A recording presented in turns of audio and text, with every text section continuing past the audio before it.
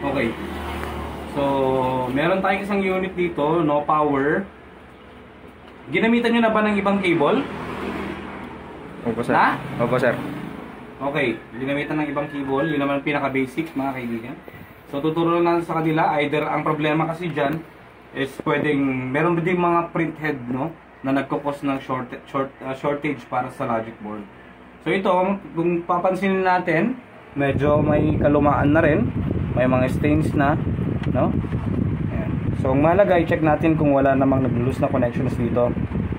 So, unang papalitan na muna natin dito, mga kaibigan, is yung logic board. Yun ang pinakamadali kasi. Mamaya na sa power supply.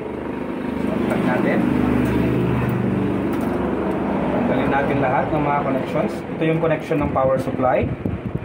Ganito. Ayan. Tanggalin lang muna natin yung kanyang ito paper tray. So, para tanggalin yan, dikwatin lang. Ayan. Then meron lang isang spring. Ayan. Meron isang spring dito. Oops, super dumi na rin. Then flat. Merong 1, 2, 3, 4 na screws, kaibigan. Palitan natin ng bagong logic board. Pero una sa lahat, check nyo muna kung wala bang naputol na wires or whatsoever, no?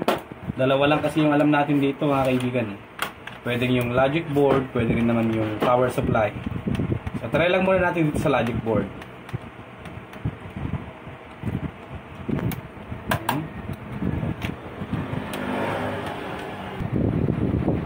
Meron pang isa dito.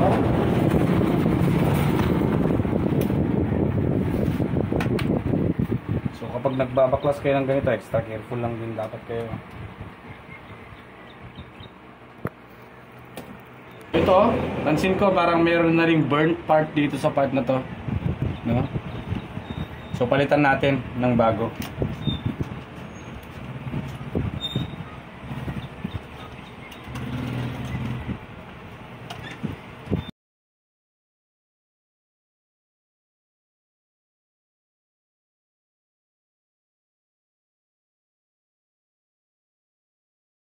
Okay, so connect natin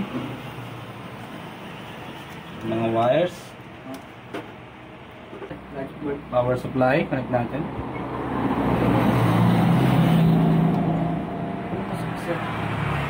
Tandaanan nyo din dyan, nayupi nga rin na yung mga pulse.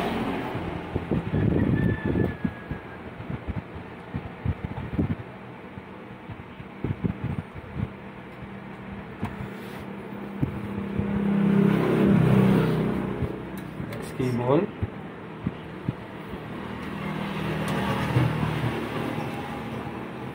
Kung wala pa rin, sa power supply naman tayo. So ngayon, turn on natin. Pero una sa lahat, mga kaibigan, ha, kailangan nyo i-check kung wala bang naputol na wires or whatsoever. Yun. So ang problema is yung logic board. Wala kasi to, merong burnt part, no? At super dumi na rin ito, mga kaibigan. Ayan. So picturean mo, Ted. So as per checkings natin, mga kaibigan, no power. So ang una natin pinalitan is yung logic board and gumana na siya. Okay. So okay na, mga kaibigan. Ganun lang. Dalawa kasi yan, no? Pwedeng sa power supply, no, o sa logic board.